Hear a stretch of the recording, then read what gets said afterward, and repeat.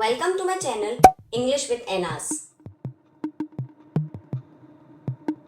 Today we will be learning verb. It is one of my favorite parts of speech because using verb is an interesting part of speaking for me. Great! In spoken English, verbs are used very frequently because they are the backbone of sentences. 15 से 20% हमारे sentences verbs पे ही dependent होते हैं. Verb को उर्दू में कहा जाता है fail. What is a verb? A verb is a word that shows an action. In short, a verb tells what someone or something does or doing. Verbs अमल को जाहिर करते हैं और सिंपली उर्दू में इसकी पहचान होती है नून अलिफ ना से. Okay. जब कोई वर्ड ना पे खत्म हो, ना पे एंड हो, वर्ब है. शर्त ये है कि उस वर्ड में एक्शन का होना भी लाजमी है. Let's check some verbs. धोना, चलना, लिखना, बैठना, हंसना, ये तमाम वर्ड्स नून अलिफ ना पे एंड हो रहे हैं और इनमें मूवमेंट भी है. व्हेन वी वॉश हमारे हैंड्स मूव करते हैं. व्हेन वी वॉक हमारे लेग्स मूव करते हैं. व्हेन वी राइट हमारे हैंड्स मूव करते हैं. हमारे हैंड से एक अमल जाहिर हो रहा होता है, मूवमेंट दिखती है. वो वर्ड्स जो ना पे खत्म हो बट द कंडीशन इज उसमें कोई एक्शन हो तो वो वर्ब है. अब आपसे पूछते हैं, देखते हैं कि आपको कितना पता चला. क्या खिलौना एक वर्ब है?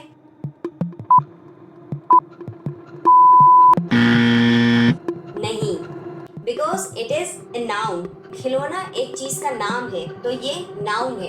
Every name is a noun. तो खिलौना is not a verb, it is a noun. क्या नाना, ग्रैंडफादर, क्या ये एक वर्ब है?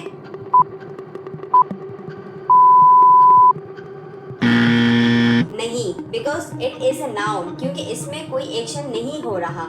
Instead it is a title और रिलेशनशिप नेम, इसलिए ये एक नाउन है.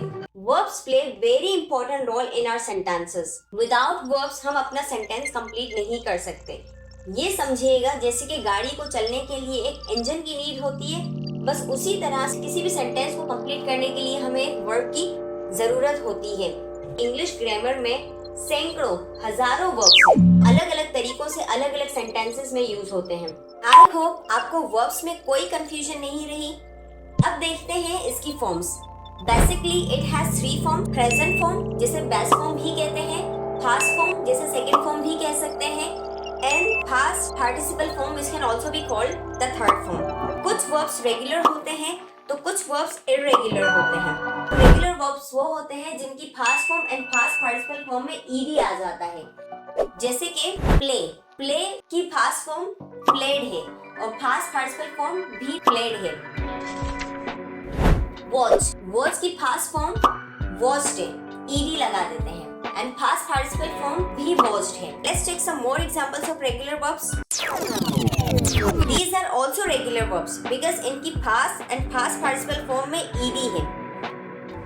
Time to learn irregular verbs. ये regular का opposite होता है. Irregular verbs वो होते हैं जिनकी present form, past form and past participle form same होती है. जैसे cut. Present form है cut, इसकी past form भी cut है और past participle form भी cut है. Another example, put. Past form है put, इसकी past form भी put है और इसकी past participle form भी put है. तीनों फॉर्म्स सेम है. That is the reason of calling them irregular verbs. Jin verbs की तमाम फॉर्म्स डिफरेंट हो, यानी कि जिसकी past form and past participle form में ed ना आए, वो irregular verbs कहलाते हैं. For example, sleep. इसकी past form slept है, past participle form भी slept है.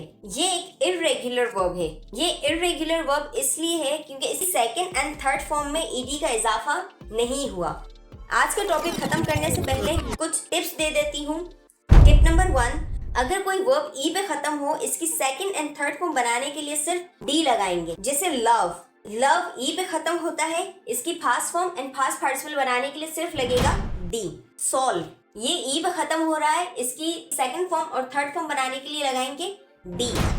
Tip number 2, if a verb ends in a short vowel plus consonant, तो past and past participle बनाने के लिए consonant को डबल करके ed लगा देंगे. For example, ban, B-A-N, A एक vowel है, N consonant है, तो ban हो जाएगा B-A-N-N-E-D, banned. Stop, O vowel है, P consonant है, तो ये हो जाएगा stop. These are called CVC verbs, consonant, vowel, consonant and in. ये रूल सिर्फ उन वर्ब्स के साथ इस्तेमाल होगा जिनकी ऑलरेडी फॉर्म्स हमें ग्रामर ने नहीं दी. आई होप आज का टॉपिक आपके लिए हेल्पफुल रहा होगा. Thank you for watching.